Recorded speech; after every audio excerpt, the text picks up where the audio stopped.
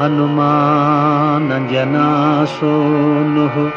वायुपुत्रो महाबलः रामेष्टः फल्गुणसखः पिङ्गाक्षो अमितविक्रमः उदधिक्रमणश्चैव सीताशोकविनाशकः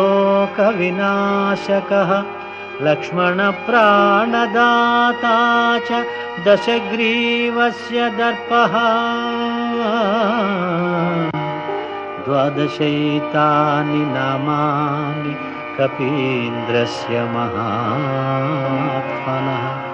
स्वापकाले पठेन्नित्यं यात्राकाले विशेषतः तस्य मृत्युभयं नास्ति सर्वत्र विजयी भवेत्।